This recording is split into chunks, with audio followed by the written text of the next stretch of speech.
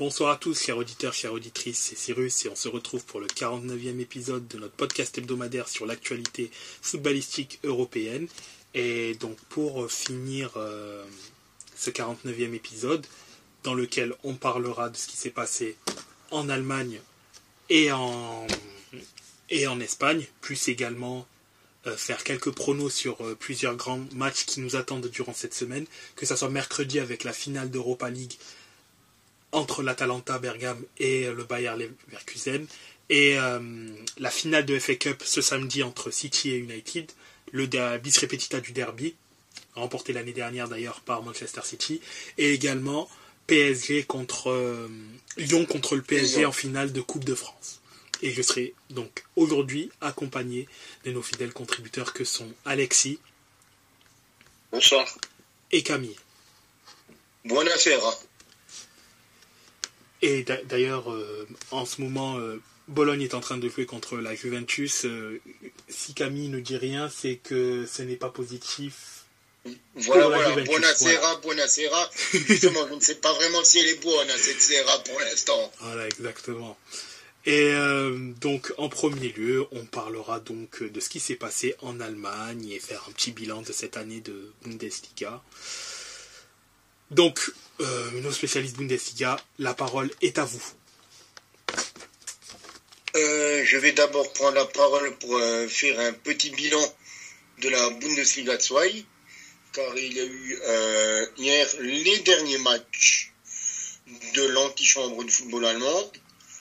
Avec les 9 derniers matchs, on a eu donc, je vais pas donner le vainqueur tout de suite, le champion tout de suite, parce que je préfère passer sur d'autres matchs. Et je vais passer d'abord sur les petits matchs, entre guillemets, avec notamment Hambourg-Nuremberg. Hambourg s'est imposé 4-1. Encore une fois, Hambourg s'est réveillé beaucoup trop tard. Et comme je l'avais dit en milieu de saison, Hambourg 4e. Voilà, on en est là. Tandis que Nuremberg a fini dans un ventre mou du classement à 12e place. Bon, rien trop à déclarer pour ce pourtant club historique de Bundesliga 1. On a Kaiserslautern qui a fini son dernier match 5-0. Pourtant un carton rouge d'Almami Touré, l'ancien monégasque, à la 57e minute. Donc ils ont joué pendant plus d'une demi-heure à 10 contre 11. Osnabrück termine sa saison par une bonne note grâce à une victoire 2-1 face au Hertha Berlin. Au final, ils sont pas tellement loin que ça de se maintenir, Osnabrück. Et au moins des places de barragiste, ils ne sont qu'à 4 points du barragiste. Donc voilà. J'ai quand même envie de dire dommage pour eux. On avait un Elversberg Karlsruhe aussi, qui s'est terminé par un 3-0. Mes amis de Schalke, qui étaient déjà maintenus, ont chuté une dernière fois face au Greuther Fürth. C'était vraiment un match aussi encore de fin de milieu de tableau, quoi. Le 8e contre le 10e. Deux équipes qui n'avaient plus rien à jouer. On avait le Hansa Rostock qui était déjà relégué du coup. Les trois relégués étaient déjà connus avant, enfin relégués ou barragistes étaient déjà connus avant le match. C'était Wiesbaden, c'était Rostock et c'était Osnabrück. Avec Wiesbaden qui était 16e et avec au moins 3 points d'écart, quoi. Et il fallait faire un miracle contre Braunschweig parce qu'ils avaient aussi une grosse avance. Donc ils étaient déjà relégués. Dommage pour eux. C'est un club qui aussi, j'ai l'impression, ces dernières années, entre certaines divisions, Braunschweig, bon là ils ont réussi à se maintenir. Wiesbaden, bon, merci d'être passé, merci pour la participation, un petit peu comme Osnabrück. On a donc les Düsseldorf contre Magdebourg, Düsseldorf qui finit avec une belle note, une belle victoire, mais Düsseldorf, ils vont jouer les barrages, hein, Düsseldorf. Avec le 3-2 face à Magdebourg, bon, leur place était déjà assurée parce que Hambourg ne pouvait plus les rejoindre et eux ne pouvaient plus rejoindre le Holstein Kiel. Donc, ils étaient déjà sûrs de finir troisième avant cette dernière rencontre. Et donc, du coup, entre le Holstein Kiel et St. Pauli, qui est champion de Bundesliga 2, les deux équipes se sont imposées. St. Pauli face à Wiesbaden et le Holstein Kiel face à Hanovre. Et comme lors de l'avant-dernière journée, St. Pauli avait un point d'avance sur le Holstein Kiel. Donc c'est bien St. Pauli qui reprend in extremis le fauteuil de leader et qui est champion de Bundesliga 2. Et c'est là que Kiel peut vraiment se mordre les doigts d'avoir fait match nul face à Düsseldorf la semaine dernière, le 11. C'est ce match nul-là qui leur coûte le titre à Kiel. Alors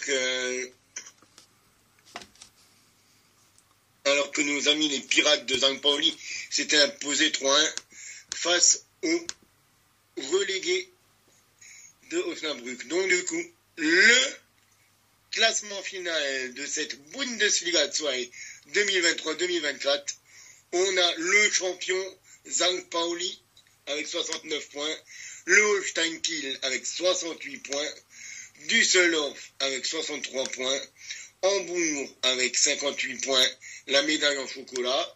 Bravo Hambourg, décidément, ça devient un running gag. Karlsruhe est 5e avec 55 points. Hanovre est 6e avec 52 points, le même nombre de points que Paderborn. Les 50 points sont pour Greuther Fürth, 8e.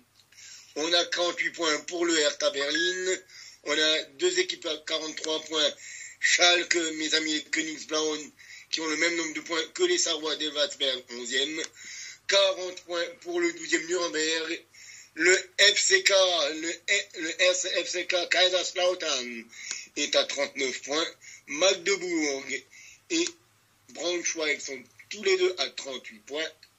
Le barragiste pour la descente en Bundesliga 3, ça sera le Wien Wiesbaden, Hansa Rostock et Osnabrück sont relégués.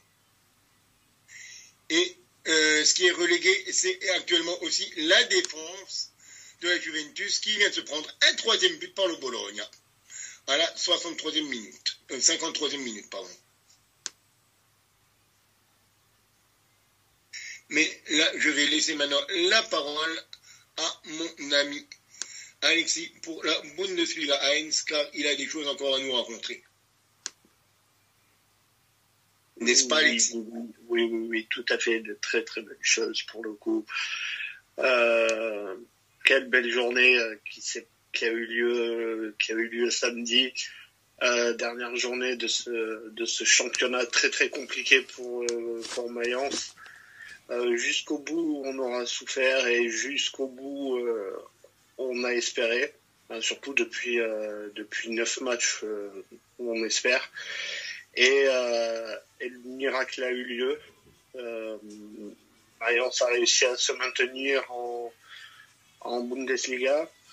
Mayence a fait mieux que ce que j'espérais la semaine dernière, parce que je me disais qu'il pouvait au moins finir 15e, ça serait déjà très très bien. Et puis au final, ça s'est beaucoup mieux passé que ça, et Mayence finit donc ce championnat à la 13e place, ce qui était inespéré déjà avant cette journée et 3 mois en arrière, on va dire, où tout le monde voyait le club relégué. Donc voilà, l'arrivée de Bo Henriksen a changé beaucoup de choses, mais je l'ai souvent dit ici, je trouve que cet entraîneur a amené que du positif au club, aux joueurs et à l'environnement de Mayence. Donc voilà, samedi, victoire 3-1 sur la pelouse de Wolfsburg. Personnellement, j'avais pensé qu'entre guillemets, il se serait arrangé sur un 0-0, mais au final, non. Ils ont même fait mieux que ça, avec des buts des hommes en forme, de Brian Buda, Jonathan Mendy et Seth Vandenberg. Donc, ce qui pour moi sont les trois hommes qui ont contribué à maintenir le club en première division. Alors bien sûr, il y en a d'autres derrière, mais pour moi, c'est les trois qui ont beaucoup apporté. Donc voilà, c'est comme je disais tout à l'heure, c'est le 9e match sans défaite. Le 9e match sans défaite, c'est moi personnellement, j'avais très très peur. Hein. Il y a 3 mois en arrière, j'étais pas rassuré. Je voyais que ça remontait pas, notamment juste avant son arrivée, donc avant l'arrivée de Bo Henriksen à la 21e journée. Mayence comptait 4 points de retard sur Cologne et quasiment une dizaine sur l'Union. Et au final, il termine devant ses clubs. Donc, oui. Non, désolé. C'est moi qui ai... Donc voilà, cette fin de saison a été positive. Maintenant, c'est pour le coup, c'est presque dommage que la saison se soit terminée samedi, parce que je pense que ça aurait duré un tout petit peu plus longtemps, ça m'aurait pas déplu non plus. Et puis je vois qu'au final, il termine avec 30 points Mayence, il me semble, si je dis pas de bêtises. Si c'est le cas, il termine à 7 points quand même d'Heidenheim qui termine 8e et qui pourrait être potentiellement qualifié pour la Conference League. Donc voilà, c'est un petit regret que j'ai, que la saison ne dure pas plus longtemps. Mais il faut se satisfaire surtout de ça, de voir le club se maintenir une nouvelle année en première division. Donc voilà, moi personnellement, je suis très ravi. Je pense que le plus dur commence parce que le mercato va arriver. Le club a déjà dit voir à 3 joueurs.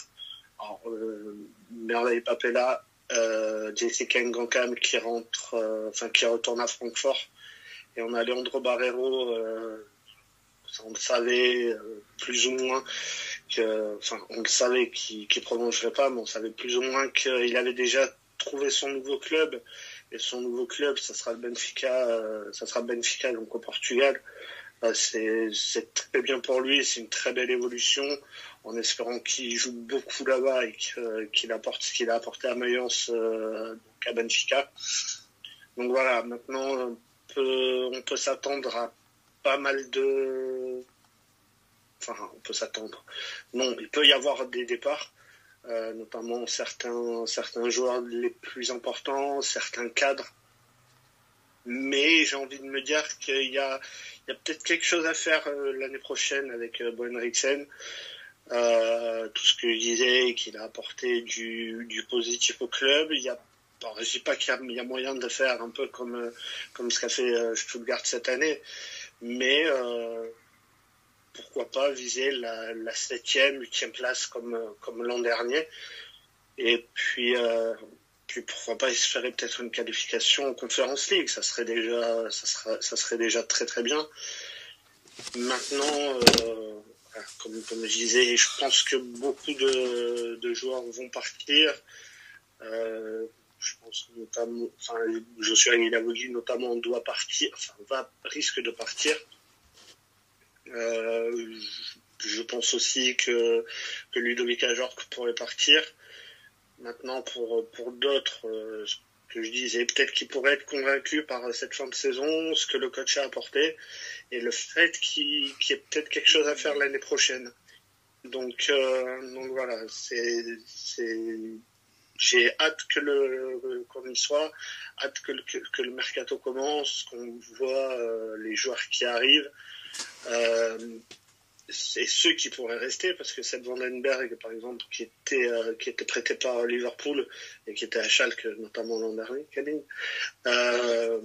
moi personnellement, j'ai eu beaucoup de mal avec lui sur la première moitié de saison, et puis sur la deuxième partie, je l'ai trouvé vraiment très très bon. D'ailleurs, on m'a posé la question hier, mais il a déclaré qu'il aimerait rester, donc voilà. Après, je me dis qu'avec le changement de coach à Liverpool, peut-être qu'il comptera pas sur lui. Bon, je ne sais pas exactement la valeur du joueur. Je pense que, enfin non, je sais pas. Mais voilà, c'est un joueur que j'aimerais bien voir rester. Il y en a plusieurs comme ça. Hein. Anthony Cassie, personnellement, j'aimerais le voir rester. Brian Gruda, j'aimerais le voir rester. Borgart aussi, j'aimerais le voir rester. Donc voilà, moi, je trouve qu'il y a quelque chose. Burkhardt aussi sans grande blessure. Ouais, qui était revenu au mois de décembre. Personnellement, la moitié de saison qu'il a fait, je trouve ça très très fort, parce qu'il a été absent un an quasiment. Enfin oui, même un an, parce que c'était juste avant la Coupe du Monde. Il est revenu en décembre 2023. Bon, personnellement, je pensais pas qu'il allait revenir aussi fort. Donc voilà, en sachant qu'il a prolongé son contrat. Donc j'aimerais beaucoup le voir rester, lui aussi notamment, parce que voilà, je me répète, je pense qu'il y a quelque chose à faire l'année prochaine. Pas forcément besoin de retoucher énormément l'effectif si on garde les principaux joueurs. Donc voilà, une fin de saison qui se termine, comme je disais, je suis un peu déçu pour que ça se termine, parce que vu la forme actuelle, je pense qu'il y avait sans doute un petit peu moyen de viser plus haut. Mais c'est surtout si cet entraîneur était arrivé plus tôt, je pense qu'on serait... c'est au conditionnel que je parle, mais je pense qu'on aurait pu être un tout petit peu plus haut. Donc voilà, moi je me satisfais énormément de cette 13e place, parce que comme je disais, c'était inespéré il y a 3 mois. Et donc voilà, hâte que cette nouvelle saison commence, déjà qu'ils profitent un peu de leurs vacances, mais hâte quand même de voir une saison complète déjà avec cet entraîneur. Donc voilà, moi personnellement, je suis très content de cette fin de saison.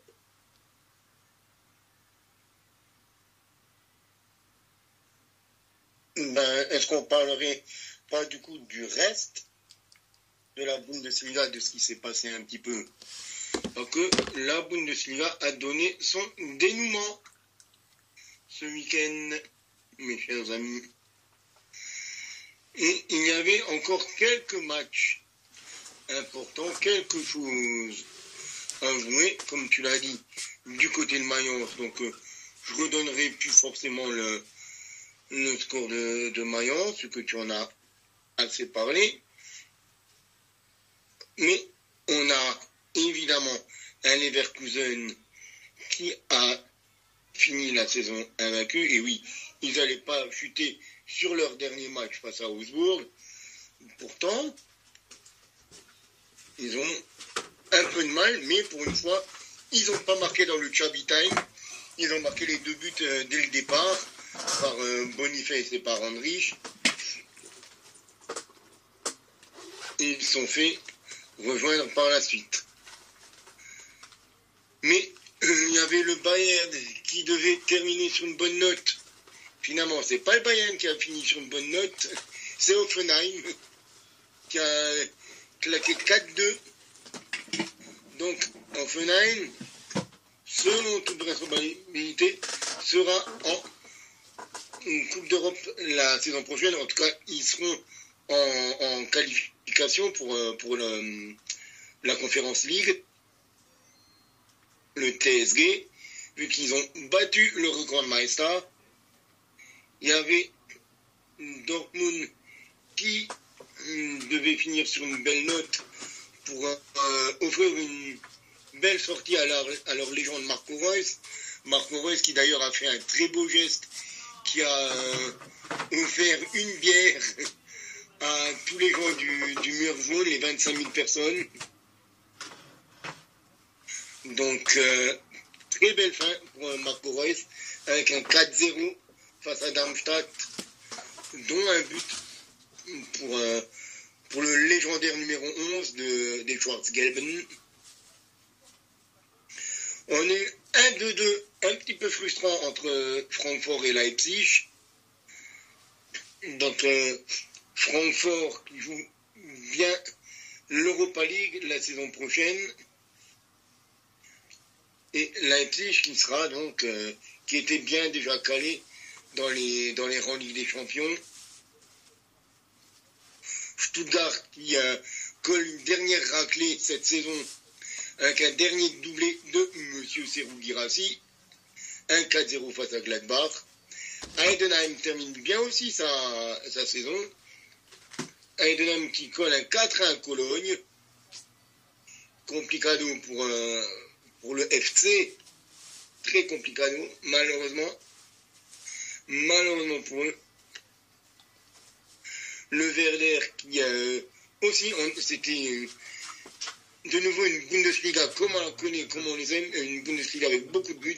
Le Werder qui en a mis 4 face à Bochum lors d'une victoire 4-1. Bochum qui du coup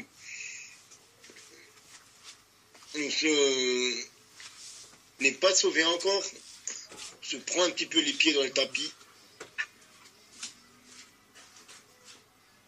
Et donc, au niveau du classement, on a Leverkusen champion avec 90 points. 90 points en 34 journées. Extraordinaire. Ce qu'ils ont fait est vraiment extraordinaire. Stuttgart qui est deuxième, Bayern qui est troisième. Quand on regarde Stuttgart qui est deuxième, qui prend la deuxième place au Bayern en toute fin, grâce à cette victoire et l'erreur du Bayern face à Hoffenheim, Stuttgart qui finit dauphin de Leverkusen, mais quand même à 17 points du Werkself. On a Leipzig qui est quatrième avec 65 points, Dortmund qui est cinquième avec 63, Francfort est sixième et sera en Europa League avec 47 points. On a Hoffenheim qui est en tour de qualification pour la Conference League avec 46 points. On a Heidenheim qui finalement n'était pas si loin que ça des places européennes, mais qui n'y sera pas. Heidenheim qui a le même nombre de points que le Werder 9e et Fribourg 10e avec 42 points. Voilà, c'était le match Fribourg qui jouait le match qui comptait encore pour les deux participants. Fribourg Union Berlin. Et Union Berlin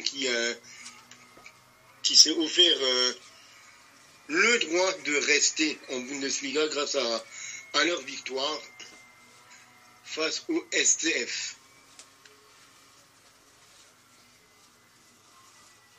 Et, du coup, Augsbourg 11e, Wolfsburg 12e, Mayence finit, comme l'a dit Alexis, 13e, Gladbach finit 14e, mais vraiment de justesse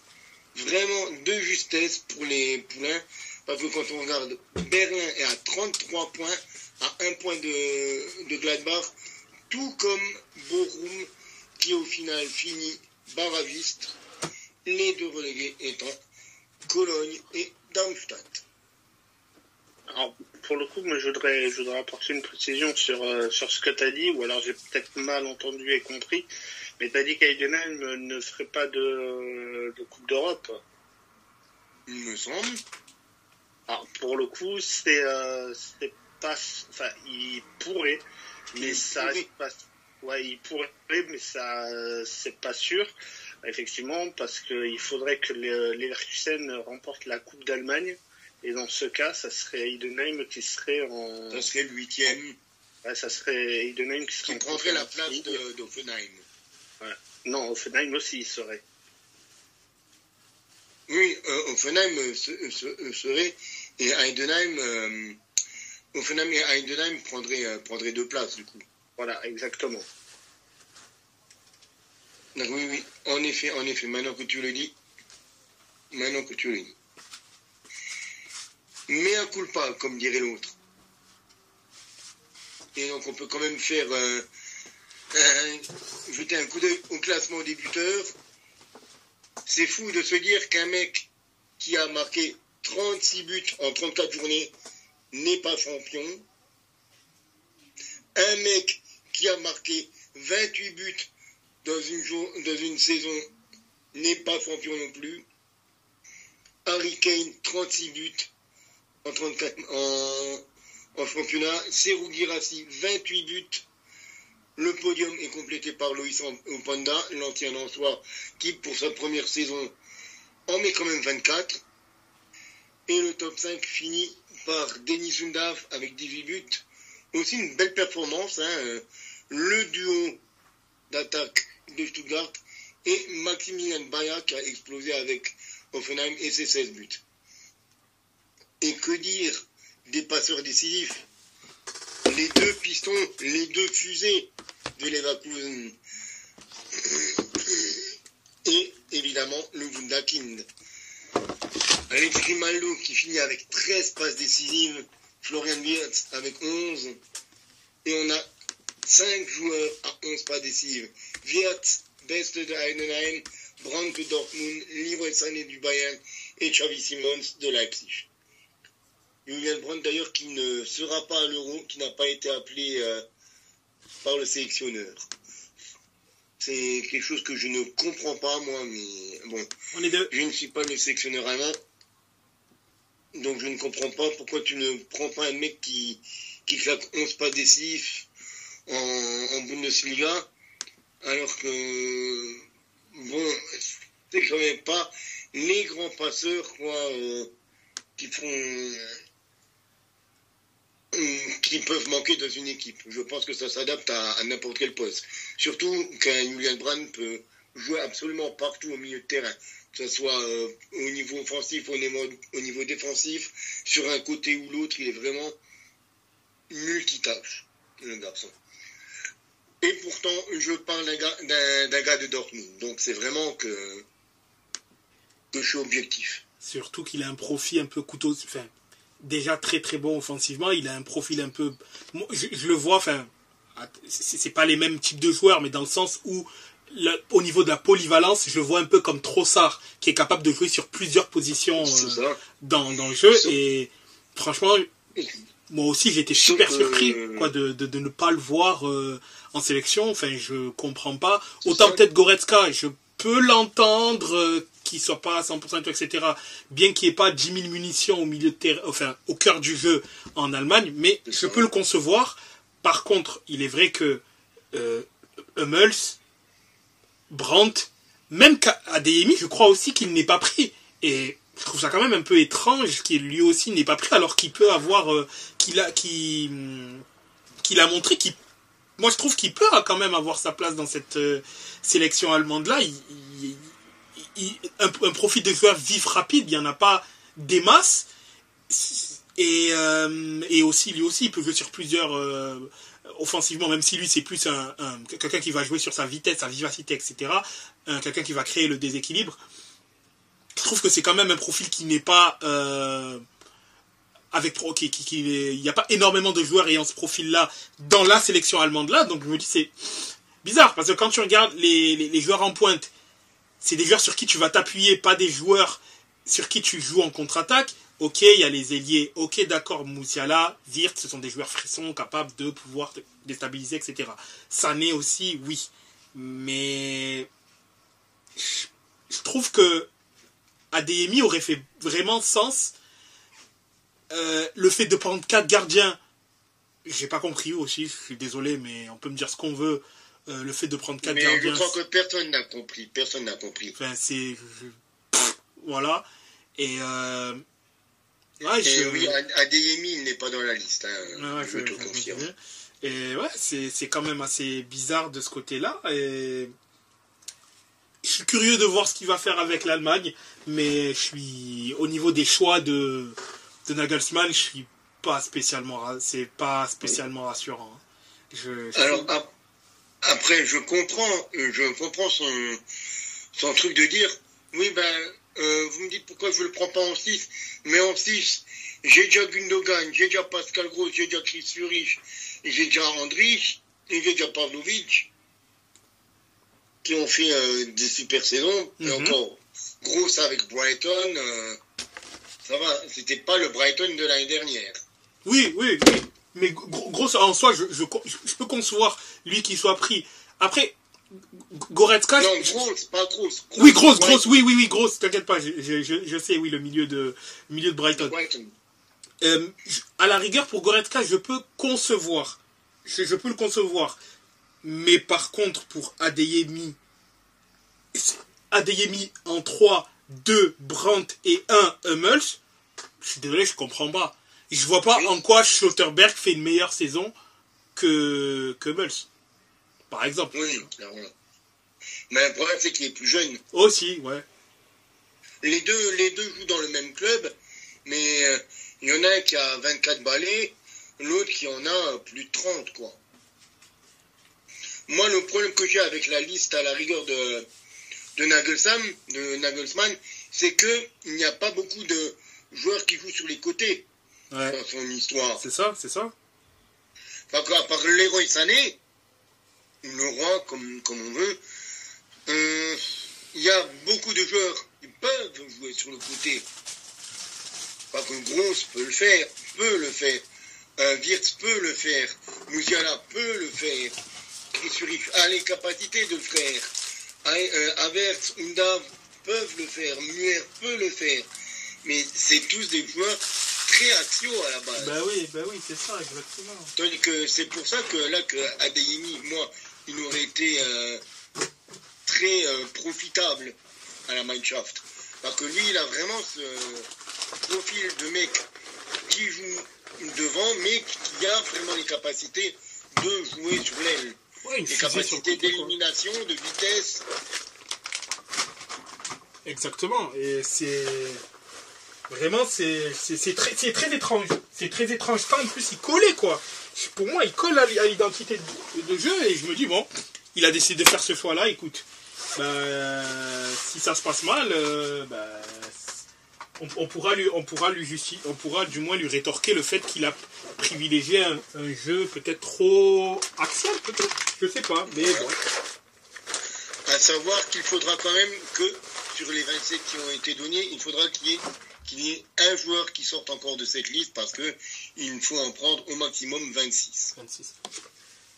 Je pense que ça risque peut-être d'être un gardien, puisque bon, 4 gardiens, vraiment, si franchement il fait l'Euro avec 4 gardiens, intérieurement, je vais penser peut-être à l'insulter, parce que là, c'est clairement, il se fout de la gueule du monde. Alors vraiment, quoi.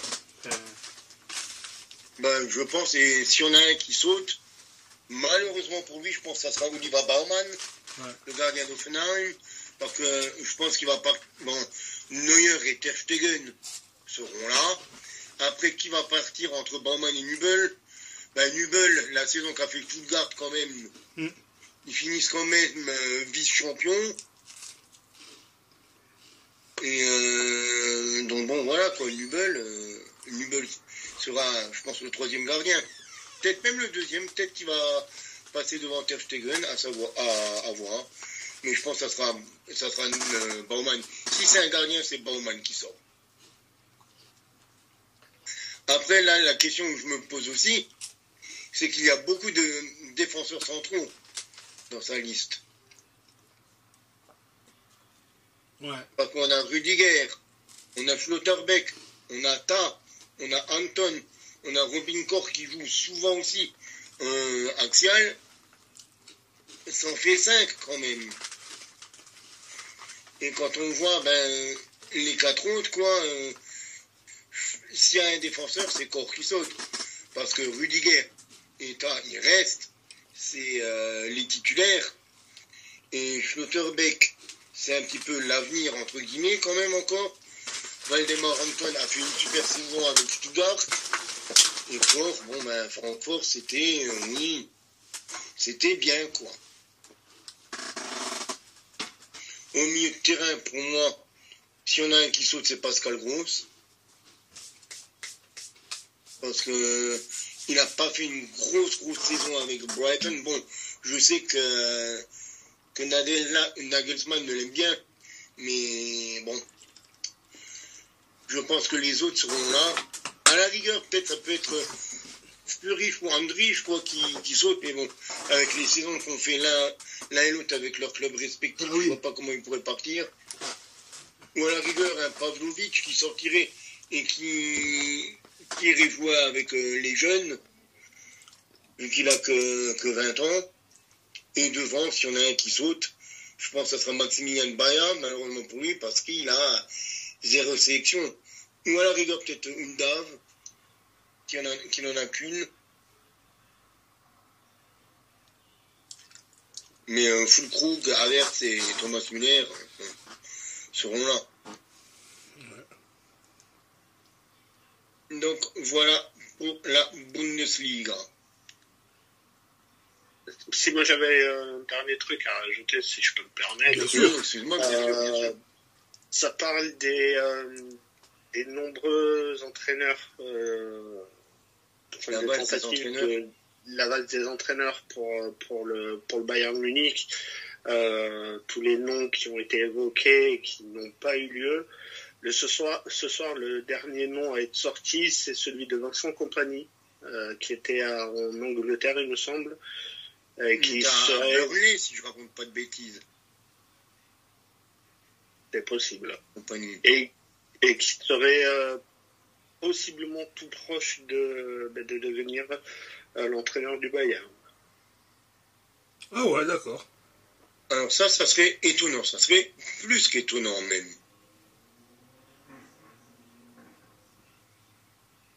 C'est l'info qu'a sorti, comment il s'appelle, celui qui est quand même très très calé sur les transferts. Non, c'est un journaliste sur Twitter, mais c'est pas grave. Pourquoi pas. Vu qu'il a évolué en Bundesliga dans ses jeunes années, il était à Hambourg. Ouais, soit au début des années 2000, pourquoi pas. Mais ouais, étonnant de voir le Bayern se projeter sur un jeune entraîneur qui n'est pas allemand.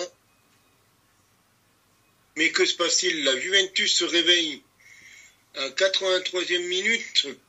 Il n'y a plus que 3-2. Avec le deuxième but signé Arek Milik. Et un beau coup franc, d'ailleurs, au passage de l'attaquant polonais de la Juventus. Il est un petit peu dévié, mais excellent coup franc qui vient se loger sous la barre du portier du Bologna. Il reste 7 minutes à la Juventus pour accrocher un match nul sur la pelouse de son futur entraîneur. Enfin, peut-être futur entraîneur, excusez-moi.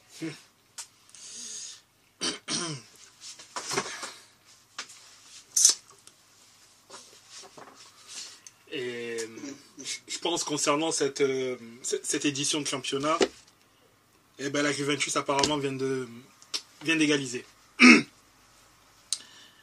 Et oui, ce que je voulais dire concernant, je sais pas d'ailleurs, c'est Yildiz qui a marqué. Donc concernant je pense pour finir, à part si vous avez quelque chose d'autre, est-ce que vous pensez que je pense que au niveau de Leverkusen, il risque d'y avoir des sollicitations et que certains joueurs risquent de partir. Ça chauffe énormément pour Frimpong d'ailleurs au passage, qui aurait apparemment une clause à 35. Si je sais, j'ai vu passer cette information, je ne sais pas si c'est vrai, mais s'il a une clause véritablement à 35, il va partir parce que c'est sûr et certain qu'elle va sauter. Par rapport à sa marge de progression, sa marge de progression, la saison qu'il a fait, c'est exceptionnel, un prix de 35 millions pour un tel joueur. Et donc, ouais, ça va être intéressant de voir l'été de Leverkusen. Et aussi, surtout, si on est au 20 mai, il leur reste encore 2 matchs. Europa League, finale de Coupe d'Allemagne. S'ils arrivent à véritablement finir invaincus à l'issue de cette saison, pour le coup, ils pourront véritablement s'appeler les Invincibles. Pourront vraiment s'appeler les Invincibles.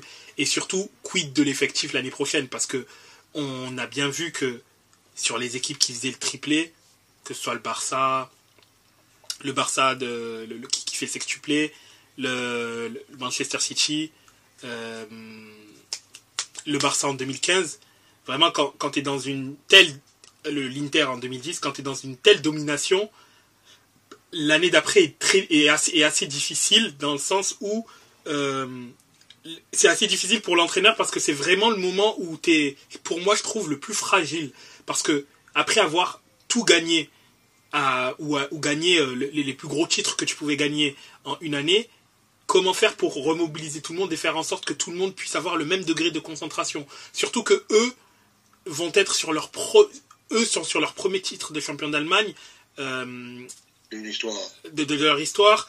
La Coupe d'Allemagne, ils l'ont déjà gagné, si je ne dis pas de bêtises. Une fois, je crois qu'ils l'ont gagné. Il y a... Oui, je croyais que tu me parlais cette saison, j'étais là. Non, j'ai loupé la finale. Je parlais de leur histoire. Par contre, ils l'ont déjà gagné, la Coupe d'Allemagne. Par contre, pas de trophée européen pour les Leverkusen. Ou une Coupe UEFA peut-être.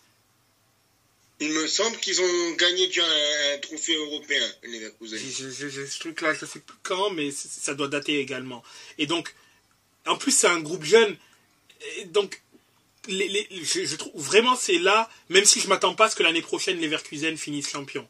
Je pense qu'ils vont pas finir champions parce que, voilà, ils ont été super forts, c'est vrai, mais ils étaient dans un truc où forcément il y a de la surperformance. Parce que tu peux pas être à un tel niveau où tu ne perds pas pendant une saison. Ils ont surperformé, c'est sûr. Après, il faudra juste que Xabi Alonso arrive à revenir sur terre et ne pas être hors sol. Ah, UEFA Cup 87-88. Ah, merci de l'information, Camille.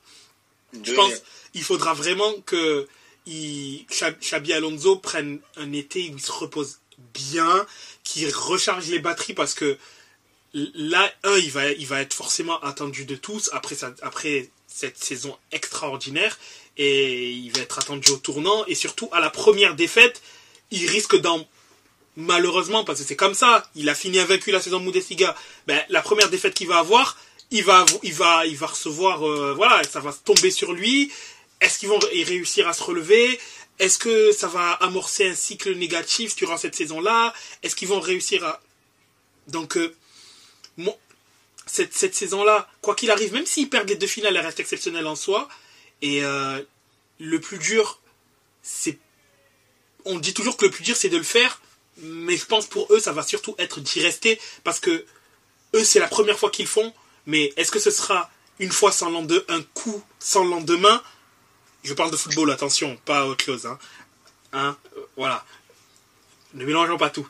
Donc, est-ce que ce sera un coup sans lendemain, où ils réussiront à faire en sorte de créer un cercle vertueux dans lequel il n'y aura peut-être pas souvent des titres de champion d'Allemagne, mais ils gagnent une coupe tous les 2 ans, une super coupe, etc. pour vraiment montrer qu'en fait, ils ont créé, Xabi Alonso aura créé une dynamique dans laquelle c'est un club qui gagne, et non pas une équipe qui a été bénie des dieux pendant une saison et puis basta.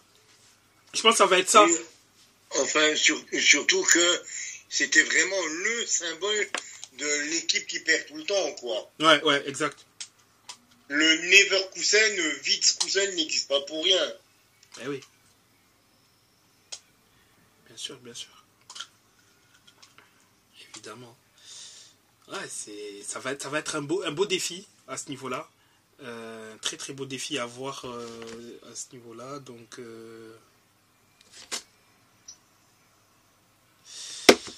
très très beau défi. Voilà, moi, de mon côté, j'ai plus de mots à dire concernant la Bundesliga à ce propos. Et par contre, c'est surtout par rapport à la Liga, puisque bon, il y a eu quand même quelques matchs de Liga durant cette journée. Il y a eu la 37e journée de la Liga. Si tu veux, Camille, tu peux indiquer les résultats pour qu'ensuite...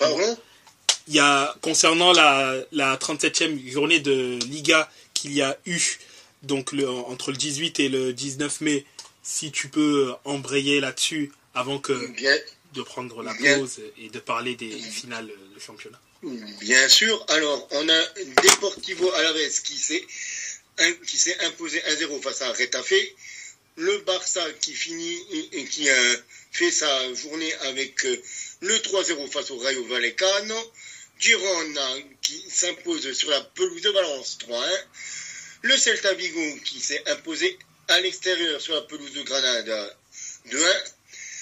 L'Atlético Madrid qui s'est pris une grosse gifle face à Osasuna 4-1. Vraiment une grosse claque pour les coéquipiers d'Antoine Griezmann.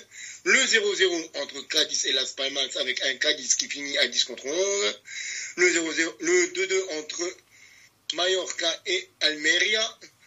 La Real Sociedad qui allait s'imposer sur la pelouse du Betis Séville 2-0. L'Athletic Bilbao qui s'impose 2-0 à domicile face à Séville. Et le match fou entre le Villarreal et le Real Madrid, 4 partout, avec notamment un quadruplé d'Alexander Sorloth.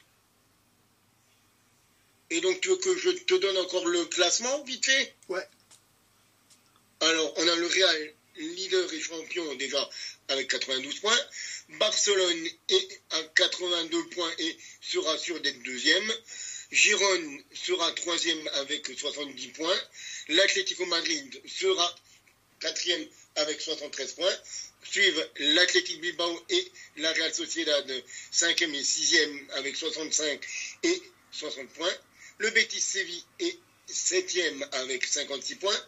Le Villarreal ne pourra plus rejoindre les Beticos, les Verdiblancos, avec 4 points de retard, 8e.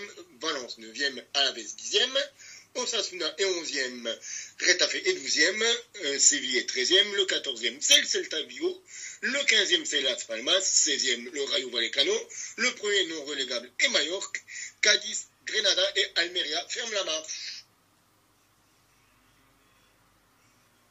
Merci de ces informations. On peut peut-être encore donner les matchs de la dernière journée de Liga. Oui.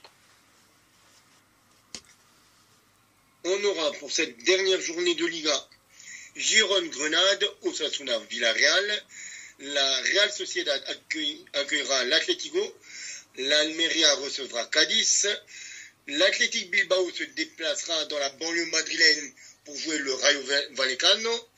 On aura une affiche de prestige pour le Real Madrid pour finir le championnat face au Betis Séville.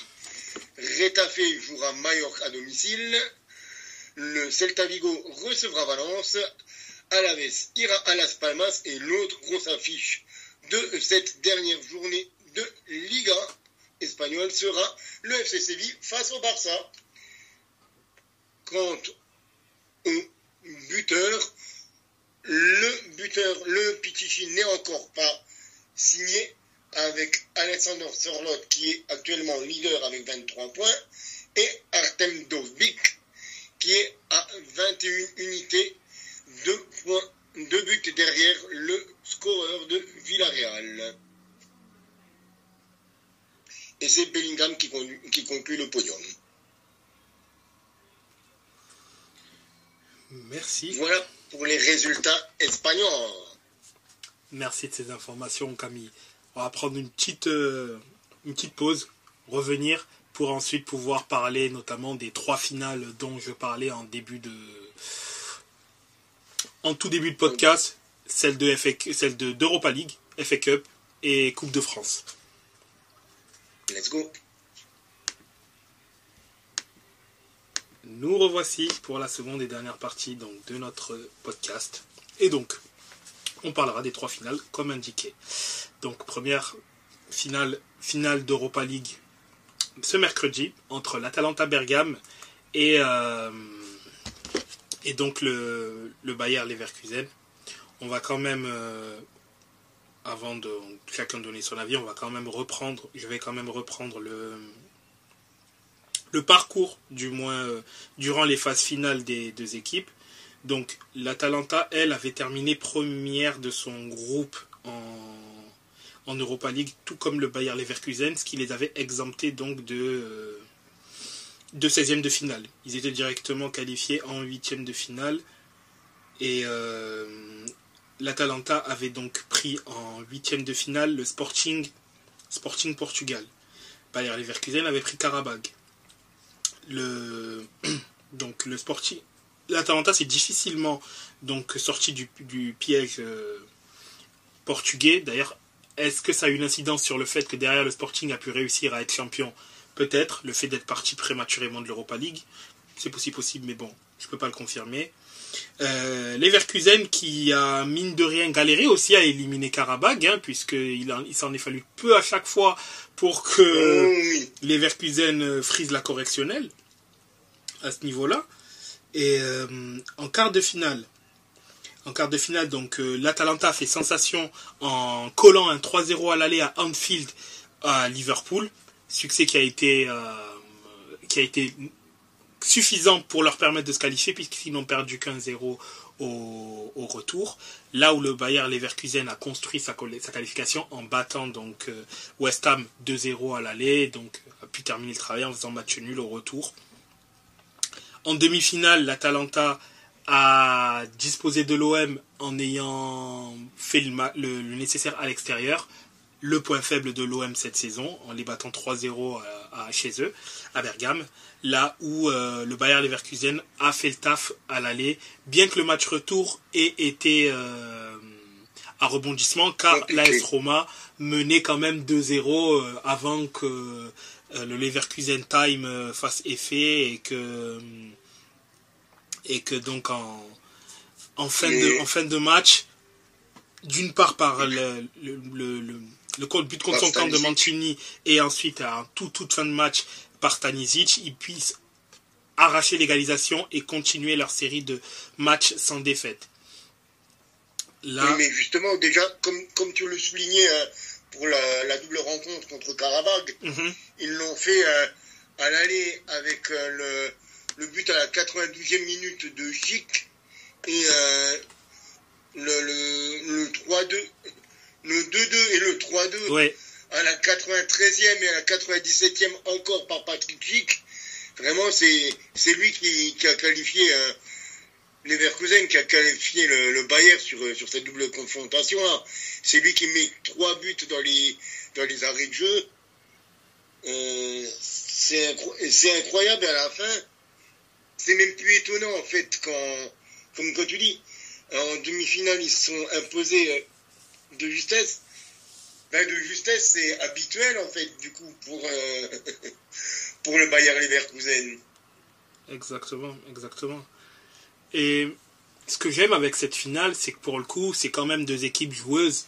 Donc on risque d'avoir on risque d'avoir voilà du jeu. Je sens que ça va être, je sais pas après je sais pas, parce que peut-être là on est sur une finale européenne, peut-être que le Leverkusen sera un peu plus crispé, mais je pense du côté de l'Atalanta, ils vont pas avoir froid aux yeux. Je pense que ce qui s'est passé en Coupe d'Italie, ils ont peut-être retenu la leçon et ils vont y aller, je pense, décomplexés. Et le fait aussi qu'ils aient Scamacca, parce que pour le coup, en finale de Coupe d'Italie, on a pu le voir que Scamacca manquait énormément, mine de rien, à l'Atalanta, où c'est vrai qu'ils avaient quand même essayé, Lookman a essayé, le Belge également a essayé, ouais c'est ça, et de Keteler.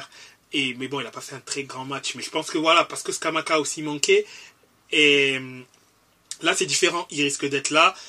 Alors, ce qui est dommageable, enfin, entre parenthèses, dommageable pour l'Atalanta, c'est qu'ils n'auront fait quelques munitions, notamment importantes, que ce soit Kolasinac et De Roon, eux ne seront pas là pour la finale. Mais bon, l'Atalanta a quand même des munitions à ce niveau-là. Mais là où au niveau des Leverkusen, eux, tout le monde est là, tout le monde est présent, il n'y a pas de blessés. RAS, tous les signaux sont au vert. Et c'est deux équipes qui marquent, même marquent beaucoup, deux équipes joueuses, deux équipes qui n'ont pas froid aux yeux. Et moi, j'espère avoir vraiment une belle finale parce qu'on a deux protagonistes qui peuvent nous offrir une très belle finale, voire une finale explosive. Après, j'ai peur ce qu'on peut craindre, c'est que si les Leverkusen marquent, par exemple, 2 buts très rapidement, Gasperini, étant donné que c'est un coach qui a un plan A et rarement de plan B, c'est parce qu'il a sa philosophie de jeu et puis c'est comme ça et puis c'est tout. C'est rare qu'il y ait une alternance. L'Atalanta n'est pas une équipe qui est faite pour pouvoir souffrir sur une grande partie d'un match. Elle est faite pour attaquer. Je dis pas que c'est une passoire, mais sa spécialité c'est plus cela. Là où Leverkusen a appris cette saison de manière assez folle à souffrir et à ne rien lâcher jusqu'à la dernière seconde, cet esprit de résilience là qui fait que notamment elle réussit aujourd'hui à être pour l'instant invincible, ça c'est quelque chose qui pourrait justement faire très très mal à l'Atalanta. Mais je pense quand même que Leverkusen part favori à ce niveau-là. Elle a affronté. Moi, je pensais vraiment, à partir du moment où l'Atalanta avait éliminé Liverpool, le Roma Leverkusen était pour moi la finale avant la finale déjà, parce que la AS Roma a un passif récent européen plus costaud que l'Atalanta, notamment sur les 2-3 dernières années. C'est pour ça, cette régularité-là. En plus, ils avaient éliminé les Leverkusen l'année d'avant. Donc, vraiment, je voyais ça comme étant une finale. Et je trouvais que le match-up de l'AS Roma était plus difficile que l'Atalanta, qui est une équipe qui peut ressembler dans des intentions de jeu au Bayer Leverkusen. Et donc, je pense vraiment que si Leverkusen arrive à marquer très vite ou même mettre 2 buts, ça peut complètement tuer la finale, et l'Atalanta, je les vois très mal réussir à pouvoir revenir au score si la machine de Leverkusen s'est mise en place et réussit à mettre des buts. Par contre, si l'Atalanta fait cas inverse, si c'est l'Atalanta qui prend les clés et les contrôles du match, là, attention, parce que tout peut se passer à ce niveau-là. Moi, il y a un truc sur lequel j'aimerais revenir. Oui. Tu viens de parler de machine de Leverkusen. Oui. Et justement, moi, je viens de regarder un petit peu les stats au niveau des buteurs, des passeurs, tout ça. Quand on regarde, il n'y a aucun joueur, ni de l'Atalanta, ni de Bayer Leverkusen, qui est ni dans les 3 meilleurs buteurs, ni dans les 3 meilleurs passeurs de cette Europa League cette saison. Ce qui veut vraiment dire que c'est vraiment tout le monde dans ces deux équipes qui sont dangereuses. C'est vraiment des blocs. C'est pour ça que quand tu as utilisé le terme de matching, j'ai fait, mais c'est tellement ça, c'est vraiment des effectifs, des groupes. C'est évidemment que tu as des garçons qui vont se révéler dans ces effectifs. Comme tu l'as dit avant, De Ketelaere, Scamacca, Scalvini en défense, pour l'Atalanta, les pistons, Grimaldo et Frimpong, et des garçons comme Wirtz, Boniface pour le Bayern. Mais c'est vraiment des blocs, c'est vraiment des effectifs, des équipes, des groupes, comme on dit toujours de Deschamps, le groupe du Bieng. Tu en parlais juste à l'instant avec Gasperini, qui a son idée, mais c'est justement son idée qui a forgé son Atalanta. Exactement. Et pareil pour Xabi Alonso. Et c'est ça que je trouve incroyable avec Xabi Alonso, parce que quand on voit son Leverkusen, c'est vraiment, comme tu l'as dit, des acharnés, quoi. Et c'est pas des besogneux, en fait, c'est des besogneux, souvent, bon, à part un garçon comme Wirtz ou 2-3, quoi. C'est vraiment une équipe de besogneux et de morts de faim.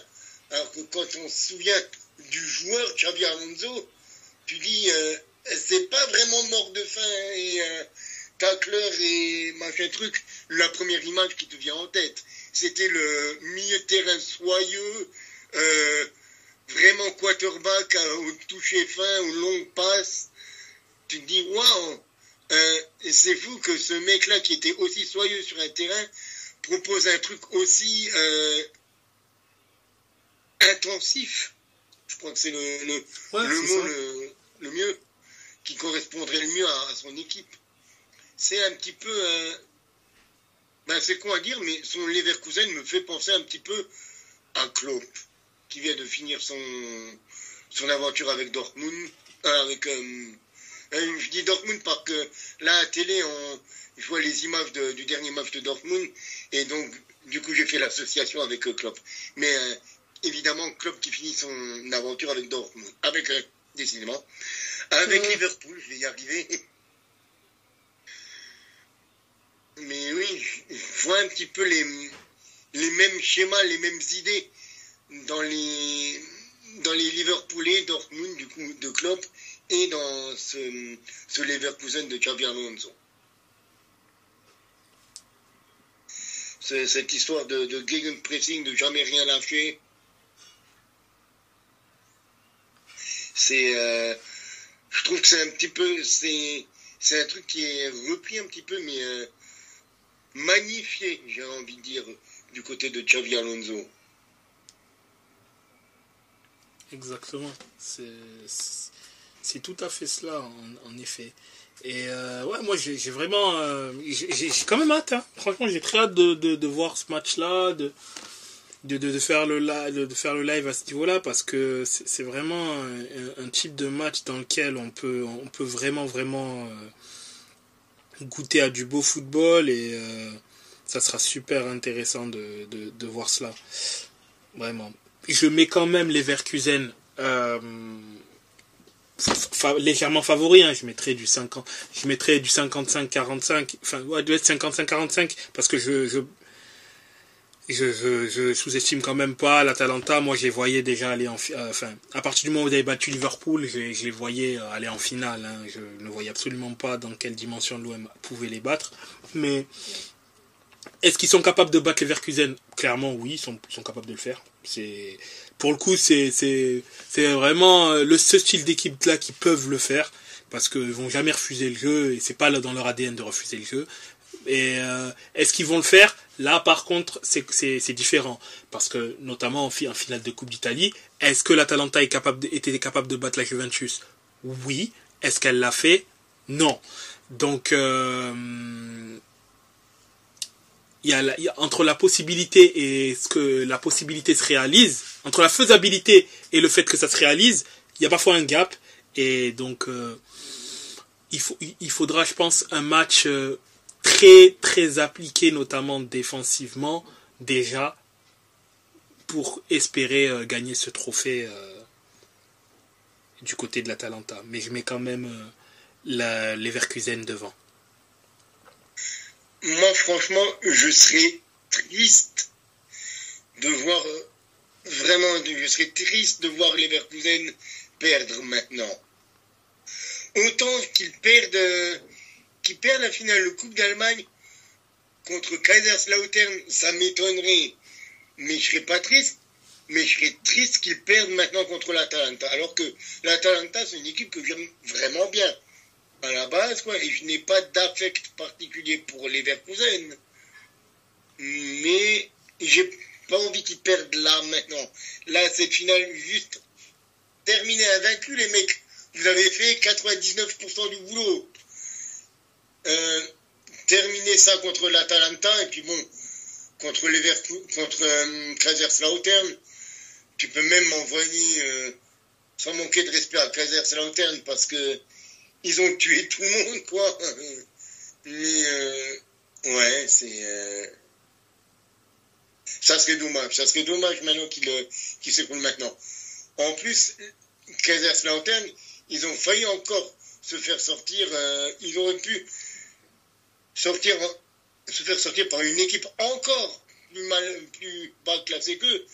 Parce qu'on avait quand même une demi-finale de DFB Pokal de Coupe d'Allemagne entre Saarbrück et Kaiserslautern. Sachant qu'il n'y en a aucun des deux qui est en Bundesliga 1, quoi. Ouais. Donc c'était une demi-finale.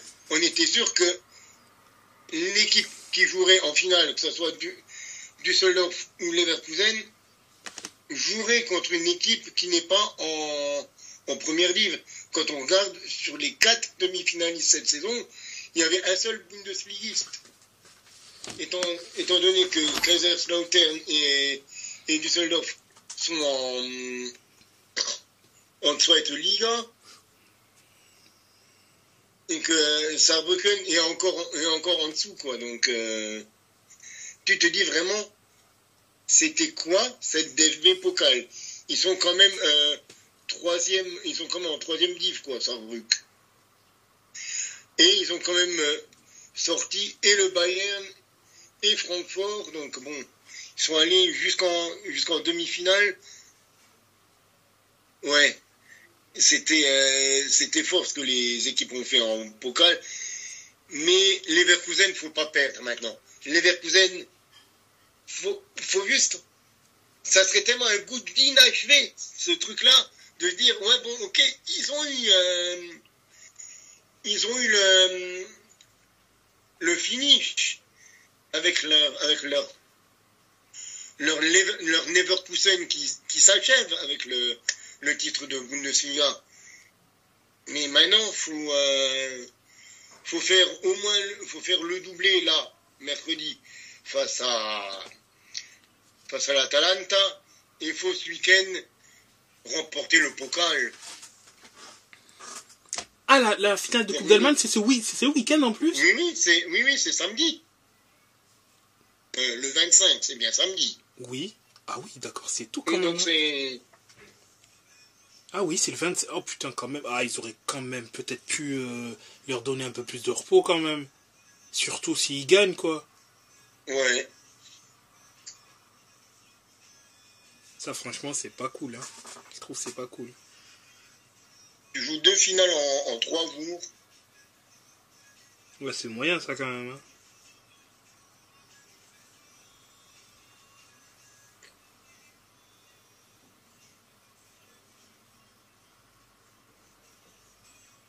Donc bon.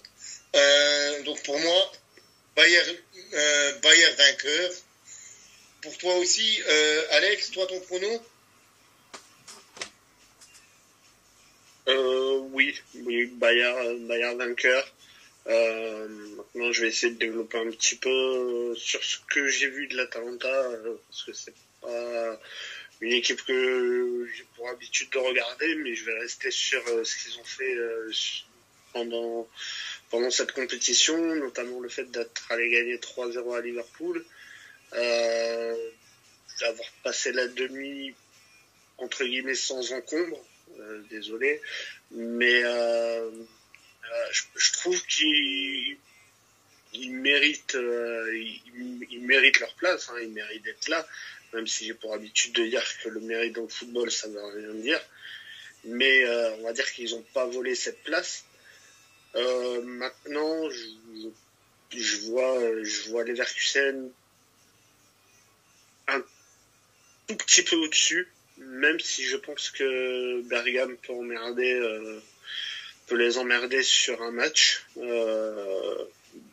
Mais si effectivement il fallait donner un vainqueur, je serais plutôt comme ça a été dit, du 55-45 pour Leverkusen. Donc, et puis c'est surtout ce match-là qui vous avez dit, il leur en reste 2 à 2 matchs de faire une saison d'invincible. Je leur souhaite vraiment de gagner mercredi. Je leur souhaite encore plus pour le coup de gagner samedi. Mais voilà, à 2 matchs de la fin, ils peuvent pas lâcher là où, ils peuvent pas lâcher maintenant, quoi. Il faut gagner ces 2 matchs, faire quand même quelque chose de très très fort dans le foot, et puis on en parlera encore pendant très très longtemps. Donc voilà, pour moi, je dirais les victoires de Leverkusen.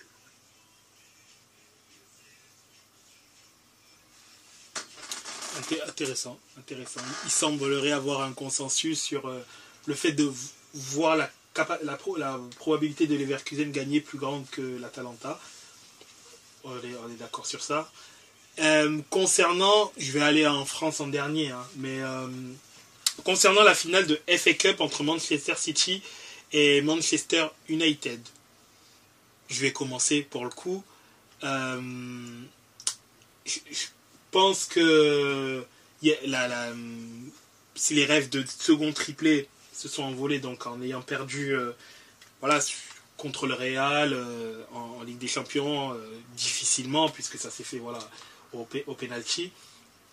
Mais par contre, ils ont donc gagné ce titre en Angleterre, 4e titre d'affilée. Je pense quand même de mon côté que c'est une bis repetita de la finale de l'année dernière, mais je pense quand même qu'à ce niveau-là, Manchester City est suffisamment est quand même encore concerné, et que ce qui se passera, c'est que United, mine de rien, il y a quand même des gros manques, et que malheureusement ça va pas le faire, ce sera pas assez, et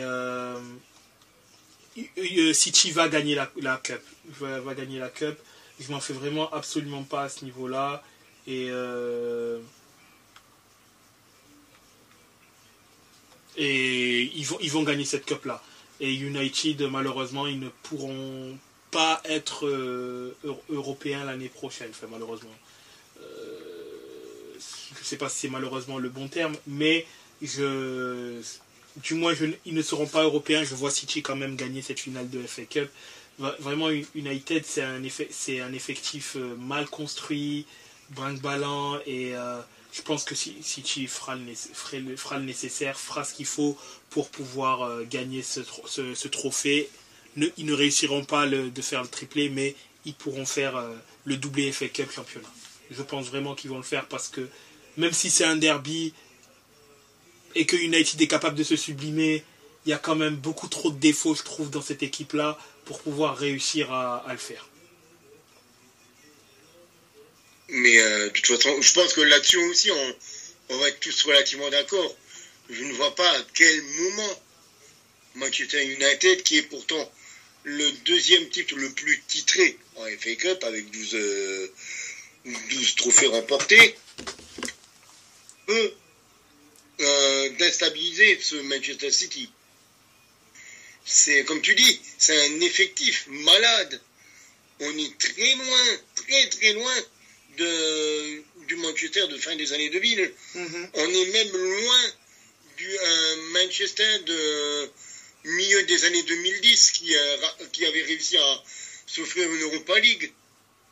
Là, on a quand même beaucoup de bons joueurs, de très bons joueurs dans l'effectif de Manchester United. Donc, quand tu regardes l'équipe de Manchester United, c'est pas l'effectif du FC Palavoie, quoi. Mais quand je regarde, t'as quand même des garçons comme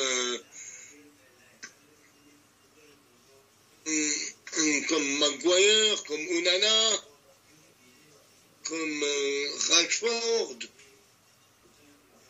comme Varane, comme Anthony Martial, Højlund, Bruno Fernandes, Eriksen, Casemiro. Voilà, c'est pas des très mauvais joueurs, mais c'est une équipe qui n'arrive pas à jouer ensemble. C'est une équipe qui ne prend pas tout simplement ensemble. Ça ne marche pas. C'est une équipe qui, collectivement, n'arrive pas à s'en sortir. Pour moi, il est là le problème, parce que la qualité, elle est là pour faire mieux quand même que ce qu'ils font. Quand tu vois un Manchester qui finit même pas dans le top 5, excuse-moi, c'est Manchester United quand même, c'est pas, sans manquer de respect aux autres clubs que je vais citer, c'est pas un Burnley, c'est pas un Sheffield, c'est pas un, je sais pas, ce genre d'équipe. Du Norwich. On est quand même sur une des plus grosses équipes de l'histoire du football anglais. Oui, clairement. Donc, ouais. Mais, déjà, Manchester City, ils sont imprenables. On a bien vu avec la saison d'Arsenal. Les mecs, qui finissent à presque 90 points, à 28 victoires dans une saison, et ils sont quand même pas champions. C'est un truc de fou. Manchester City, c'est un truc de fou. C'est insane, quoi, comme ils disent là-bas.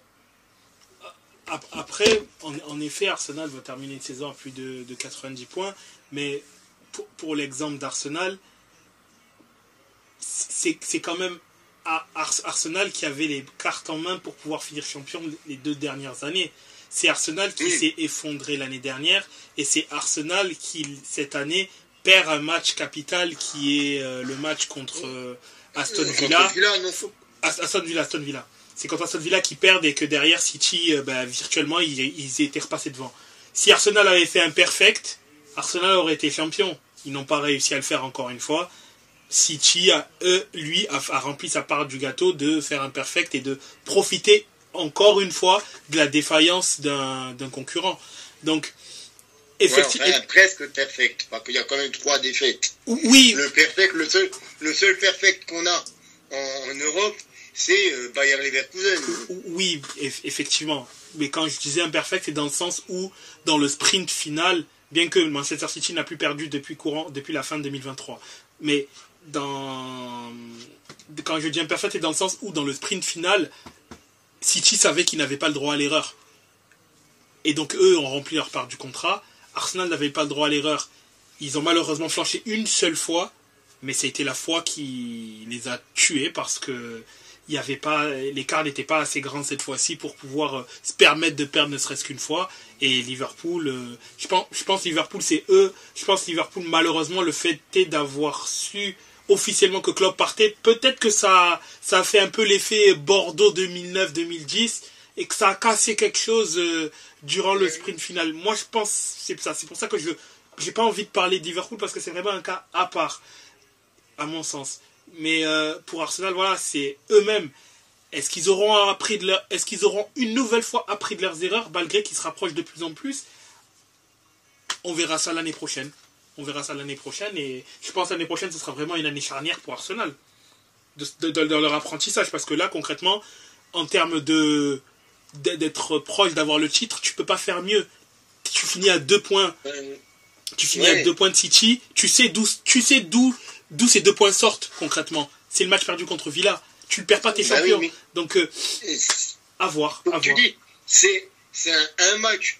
Tu peux pas, en fait, tu peux pas te dire que l'année prochaine, ils vont être bons et ils vont gagner parce qu'ils perdront pas ce match-là. C'est impossible, en fait, à se dire, à prévoir, à n'importe quoi, utilise le mot que tu veux. Mais tu peux pas te dire que oui, ils vont réussir ou ils vont pas réussir. Là, franchement, à part ce match contre Aston Villa, qu'est-ce que tu veux qu'ils fassent de mieux? Ils sont déjà au max. Exact. Bon, après, on n'est pas sur le Liverpool qui avait fait 97 points ou quelque chose comme ça. Ouais, on n'est pas dans ces standards. Là, pour le coup, c'était vraiment... Mais où City avait fait 98. Ouais. Ou 3 et 5 défaites. Mais franchement, je ne vois pas ce que Arsenal peut faire de mieux que ce qu'ils ont fait cette saison. Oui, avec cet effectif-là, en effet. Haaland a fait une moins bonne saison, entre guillemets, cette saison. il n'est que à 27 buts, le mec. Après, je pense qu'il a aussi pâti du fait que De Bruyne soit absent une bonne partie de la saison, pendant plusieurs mois. Je pense que ça aussi, ça n'a pas aidé par rapport à ça. Vu que De Bruyne a cette facilité à pouvoir trouver quasi n'importe qui, n'importe comment, à n'importe quelle position. Ouais. Je pense qu'il en a un peu aussi souffert à ce niveau-là. Au niveau de l'animation offensive de Manchester City, c'était quand même un peu différent. Et voilà, je pense qu'il a un petit peu souffert, même si bon, mettre 27 buts en championnat, voilà quoi. Ouais. Mais, Et tu vois, quand je dis qu'ils sont intouchables, tu dis, ils ont quand même perdu pendant un tiers du championnat un mec comme De Bruyne. ouais. On regarde la saison qu'ils ont fait. Ils ont perdu 3 matchs. Ils sont à 91 points en n'ayant pas eu un De Bruyne pendant un tiers de la saison. Imagine s'il avait été là toute la saison. Ça aurait été quoi? Ouais, on pourrait effectivement, ouais, clairement se poser la question à ce niveau-là. Mais ouais, c'est la. Donc c'est pour ça que je dis, je vois pas ce que Arsenal pourrait faire de plus pour les concurrencer.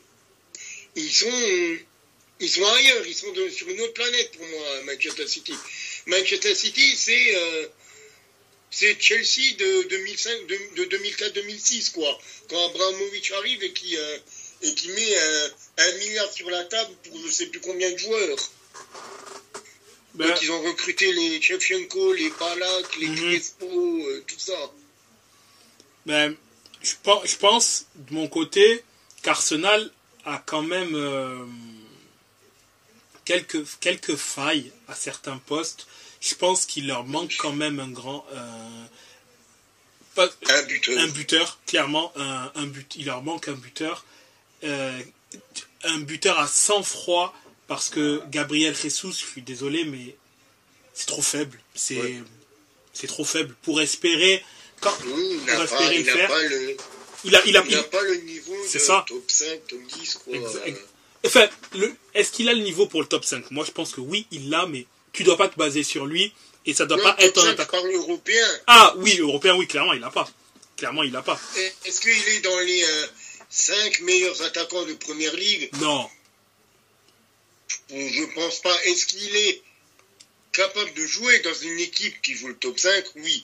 Est-ce qu'il est le numéro 1 de cette équipe qui joue le top 5? Non. Non. Ce qu'il faudrait, c'est un garçon comme Oli Watkins, par exemple. Enfin, exactement. S'il continue sur sa leçon. Et moi, le truc, j'y ai encore pensé hier ou avant-hier, qui m'a fait tilt. Bon, Erling Haaland ne joue pas. City peut faire jouer un mec comme le Glock Alvarez. Ouais. Alvarez, dans 98%, je dirais, des autres clubs en Europe, il est titulaire. Là, le mec, il est remplaçant dans Haaland. À quel moment tu as un remplaçant comme Julian Alvarez? Quel autre club en Europe a son attaquant, son avant-centre remplaçant qui est à ce niveau-là? Et un attaquant remplaçant qui est en plus impliqué sur 20 buts en championnat, 11 buts, 9 passes décisives. Rien qu'en championnat. Hein. Je parle pas de Ligue des Champions. Ligue des Champions, il est impliqué sur 7 buts en 7 matchs, 5 buts de passes décisives. Tu vois, c'est là pour le coup, ouais, un mec comme Alvarez. Il y a personne qui a de 9 remplaçants comme ça. C'est ça. La plupart, ils ont même pas de 9 titulaires. C'est qui ça. a des stats comme lui. C'est ça, exactement. Mais en plus, c'est bien que tu aies parlé de Watkins à ce niveau-là. Bon, je fais quand même une petite discrétion au niveau de... D'ailleurs, cette année, Gabriel Jesus, c'est 4 buts, 5 passes décisives. Hein. Julian Alvarez, remplaçant, c'est 11 buts, 9 passes décisives, pour dire. Hein. Mais bon, ça, c'est comme ça, c'est dit. Mais ce que je veux dire par là, c'est bien qu'en fait, tu aies sorti Watkins, parce que pour moi, j'avais dans ma tête dressé 3 noms pour l'attaque d'Arsenal pour l'année prochaine. Watkins, Tony, Ivan Toney et Osimhen. Pour moi, c'est un des 3. Si Arsenal, je vois en fait un des 3 aller à Arsenal ou à Chelsea. Mais à Chelsea, il y a déjà tellement de mecs. Qu'est-ce que tu veux mettre encore à... Qu'est-ce que tu veux remplir une armoire qui est déjà pleine? Laisse les mecs à Chelsea, quoi. Il y a déjà trop de monde.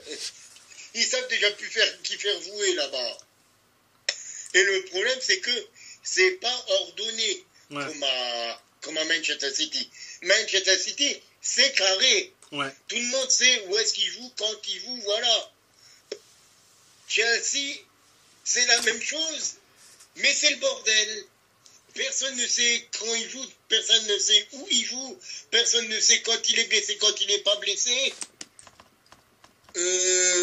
Franchement, je suis désolé, mais on peut prendre l'effectif de Chelsea. C'est incroyable l'effectif qu'ils ont.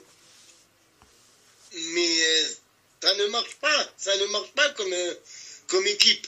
Et encore, là, ils sont bien revenus en seconde partie de période. Mais je suis désolé, moi, quand je regarde une équipe qui, dans ses joueurs, a Nico Jackson, Mudryk, Sterling, Cole Palmer, Nkunku, Gallagher, Enzo Fernandez, Caicedo, Malo Gusto, Rhys James, Cucurella, Chilwell, Thiago Silva, Wesley Fofana, Badiakil, Disasi, Colwill, Robert Sanchez. Mec, à quel moment tu finis pas un top 3, top 4 là-dedans? Ben parce ils sont venus quasiment tous en même temps et que tu peux pas créer une alchimie comme ça en un an. C'est sur plusieurs années que tu peux éventuellement faire quelque chose. Et je pense, pour le coup, pour un effectif aussi jeune, un mec comme Conte, ce serait vraiment le type idoine pour pouvoir faire grandir ces mecs-là. Je pense vraiment que si tu lui laisses les clés, tu lui laisses clairement les clés du camion, tu lui dis écoute, on est là, on a réussi à aller en Conference League. On veut le titre sous 2-3 ans maximum. Je pense que d'ici 2-3 ans, Conte il leur fait gagner le titre à Chelsea. Bien évidemment, il va faire quelques petites modifications, hein, mais Conte il leur fait gagner le titre. J'en suis clairement sûr qu'il arriverait à pouvoir le faire. Il connaît déjà la baraque en plus. Oui, voilà, il connaît en plus déjà la baraque, on sait que ce qu'il a fait a déjà fonctionné. Je pense vraiment que ça peut le faire. Ça peut le faire et c'est un coach pour le coup c'est bien parce que c'est un coach à poigne, c'est un mec qui a ses idées, ses préceptes de jeu et ce serait vraiment le type de profil qu'il leur faudrait. Vraiment ce type-là et je pense que ça ferait progresser énormément tactiquement les joueurs et là ça permettrait je pense un Nkunku dans une attaque à deux, il pourrait se régaler clairement. Cole Palmer, il pourrait prendre une autre dimension dans son volume de jeu également. Que soit un Enzo Fernandez ou un Caicedo, que un des deux, je pense plus quand même à Enzo Fernandez plutôt que Caicedo, qui lui, je trouve, se rapproche beaucoup plus d'un Kanté, là où Enzo Fernandez pourrait éventuellement avoir ce rôle de régista. Ben, en fait, t'as des munitions pour faire des choses. Un Rhys James, s'il se blesse pas, je pense que tu peux également le faire muter en piston éventuellement. Chilwell aussi peut jouer piston. Donc ouais, quand même, il y a quand même de quoi faire. Vraiment, il y a de quoi faire. C'est pour ça, quand on disait c'est une équipe qui est méchante. Exact. Pour reprendre les termes d'un youtubeur que j'aime beaucoup, Stan des Outsiders, Manchester City, c'est une équipe méchante. Chelsea, ils sont pas méchants. Non. Chelsea, ils sont pas méchants. Ils savent pas où ils vont. C'est ça, c'est juste ça. Il leur faut un guide, tout simplement. C'est ça. Il leur faut un leader. Et c'est pour ça que je suis d'accord avec toi sur le principe de Conte. Comme tu dis, sur un profil de 2-3 ans, quoi, pas plus longtemps. Parce que plus longtemps, il ne saura pas le faire. Conte. On le sait, lui le sait, tout le monde le sait. Il ne saura pas rester sur un banc plus longtemps que 3 ans, parce que mais la seule fois où il l'a fait, c'était à la vue, quoi. Mais ouais. Il vient, il fait ce qu'il a à faire et il repart. Exactement. Et Avant de passer à la finale donc de Coupe de France. De Coupe de France. On n'a pas eu l'avis d'Alexis également à ce niveau-là, s'il avait éventuellement quelque chose à dire concernant la finale de FA Cup.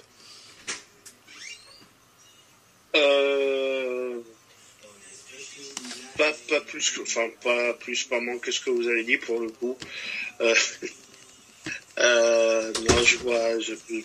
Non, ça va être très court. Hein. Je vois City s'imposer. Je vois City s'imposer. Donc j'ai pas grand chose à rajouter. United fait clairement une saison très très mauvaise. Donc voilà, moi je vois pas United.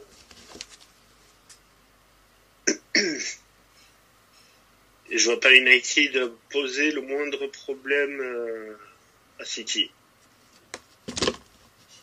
Et au niveau de la Coupe de France, pour terminer, comment vois-tu le déroulé entre le PSG et Lyon?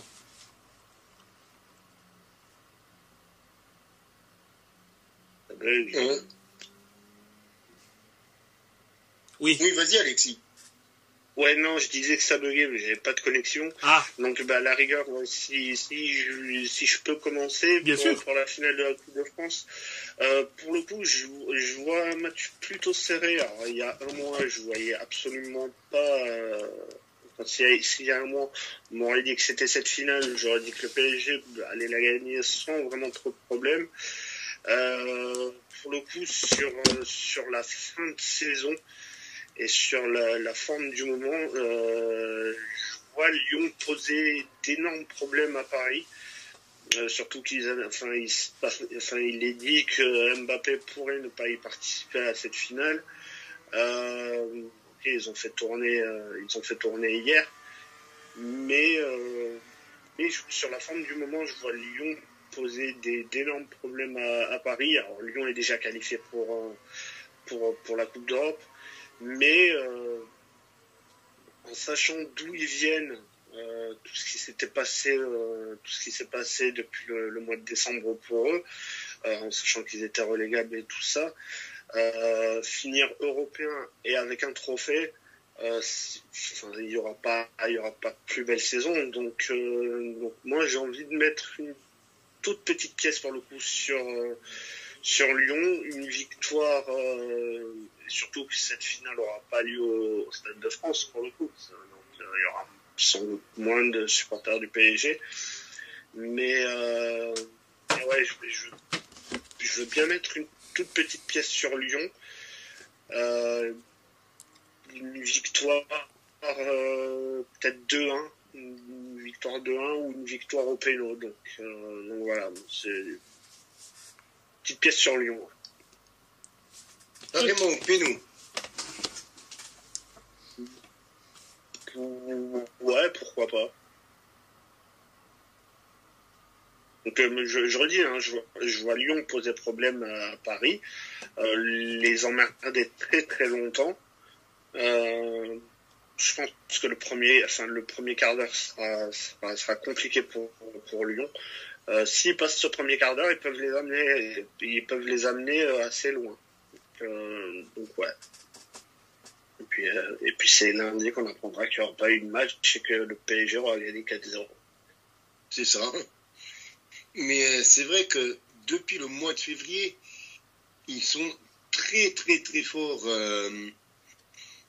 l'OL, parce que depuis le mois de février, c'est pas dur, ils ont perdu 2 matchs. Dont un contre le PSG. Contre le PSG en avril et contre Lens début mars. Ils ont perdu un 3-0 contre Lens début mars. Il y a eu le 4-1 contre le PSG et il y a eu un match nul, un partout face à Reims. Mais autrement, c'est que des victoires. Autrement, depuis le 4 février et de l'Olympico, c'est que des victoires. Victoire contre Marseille, Montpellier, Nice, Metz, Lorient, Toulouse, Nantes, Brest, Monaco, Lille, Clermont et Strasbourg. Et là, je ne parle que du championnat. Donc, ce qui veut dire encore les victoires ou les qualifications en Coupe de France. Donc, je vois comme Alexis, je les vois poser des problèmes à Paris, mais je pense que Paris va... Je vois un 3-1 pour Paris. 1-2-0 ou 3-1 parce que Lyon aura tapé 2-0 parce que Lyon aura tapé une barre ou une transversale ou une barre et une transversale où ils vont marquer un but, mais va y avoir un petit écart entre les autres. Mais je les vois pas je vois pas Paris leur coller un 5-0 ou un truc comme ça. Clairement, ça sera une victoire pour moi, à mon avis, de Paris, mais pas grandiose. Un petit peu dans la veine du match qu'ils ont fait hier, que Paris a fait hier contre Metz, avec une équipe très remaniée, certes, mais l'effectif de l'Olympique Lyonnais n'est pas celui du FC Metz. Donc, il faudra quand même mettre la plupart des forces vives sur le terrain et faire un gros match pour s'imposer face à cet 1-3, face à cet Olympique Lyonnais. Et notamment pour la petite stat, si le PSG vient à décrocher ce week-end cette Coupe de France, ils auraient juste 10 Coupes de France de plus que leur adversaire du soir. Très intéressant. Car la Coupe de France, Paris en a 14 et l'OL en a 5. Donc si le PSG venait à en décrocher une 15e, il serait à 10 trophées de plus que l'OL dans la compétition. Et évidemment, il va sans dire que c'est le PSG qui est moins devant quand même au niveau des titres, avec 14 titres devant l'OM 10, et après viennent Lille et Saint-Étienne avec 6. Et donc l'OL 4e avec 5. Et donc du coup, toi mon cher Cyrus, ton avis sur cette finale? Je vois Paris quand même favori à ce niveau-là, malgré la très belle forme de l'OL et le sprint final. Je vois quand même Paris quand même favori pour gagner la Coupe de France. Par contre, je ne sais pas pourquoi, mais je sens Lyon capable de le faire. Là, on est sur un Lyon, psychologiquement, en fait, on peut difficilement être à un niveau d'euphorie et de confiance aussi haut qu'ils l'ont été. Des mecs qui ont été plus bactères, qui ont été en position de relégable. Statistiquement, c'était quasi acté qu'avec le nombre de points qu'ils avaient, quasiment à la mi-saison, ils devaient être relégués. Ils ont réussi à finir européens en Europa League, parce qu'on sait que voilà, c'est acté, ils vont finir en Europa League, soit par leur position au classement en Ligue 1, soit parce qu'ils gagnent la Coupe de France. Donc dans tous les cas, ils le seront. Ils seront en Europa League. En fait, ils perdent. C'est pas grave. En fait, même s'il y a une défaite, ils seront déçus d'avoir perdu en finale, mais ça n'entachera pas en fait la remontée extraordinaire qu'ils ont eue, et le fait est qu'ils vont être européens. Je dirais, pour le coup, vraiment on est dans une situation où, c'est Kaiserslautern qui joue contre le Leverkusen là cette semaine pour la finale de Coupe d'Allemagne. Ou je suis en train de dire une bêtise. Pardon? C'est Kaiserslautern qui joue contre Leverkusen en Coupe d'Allemagne. Oui, c'est Kaiserslautern. Oui, c'est... Oui. Pour le coup, eux, s'ils perdent contre Leverkusen, tu te diras, c'est normal, c'est Leverkusen, c'est les invincibles. Ils seront déçus de perdre. Mais donc ils ont vraiment rien à perdre, tout à gagner. Parce que, sur le coup, si Leverkusen perd la finale de Coupe d'Allemagne, on se dira, mince, les Invincibles ont perdu en finale de Coupe d'Allemagne, etc. Et quel exploit de Kaiserslautern pour le coup. Et là, en fait, ça apportera encore plus de magie à cette saison qui était vraiment qui était vraiment calibrée en deux parties, où une, ils étaient plus bactères, et l'autre, où il y a un rayon de soleil, enfin, limite un arc-en-ciel qui est arrivé au niveau du soleil lyonnais, au niveau du ciel lyonnais, plutôt. Et du coup, moi, étant donné que le PSG, vraiment, Lyon n'a vraiment rien à perdre, je pense vraiment qu'ils sont capables de le faire. Ils vont y aller avec la barre. Ouais, ils vont y aller en mode... on prend 3-0, de toute façon, on s'en fout. On sait qu'en fait, on a déjà gagné. On a gagné par le simple fait, d'une part, d'avoir pu se maintenir, et de deux, d'être européen. Ça, c'est vraiment la cerise sur le gâteau. Et quelle cerise ça serait s'ils arrivent à la prendre. Et je me dis, ils peuvent le faire. Après, est-ce qu'ils vont le faire? Ça, c'est autre chose. Mais je sens capable Lyon. Je mettrais même Lyon vainqueur de la Coupe de France. Parce que je sens vraiment que ils peuvent le faire. Et que l'euphorie va les prendre et qu'ils seront capables pas de faire déjouer le PSG, mais qui sont dans une spirale tellement positive que que ça pouvait pas se terminer autrement, en fait. Je le sens comme ça. Ouais. Ben, pourquoi pas, franchement. Moi, je leur souhaite de gagner, quoi, pour faire une belle saison, quoi, une belle fin de saison. Mais bon, c'est quand même un gros morceau en face. Oui, exactement.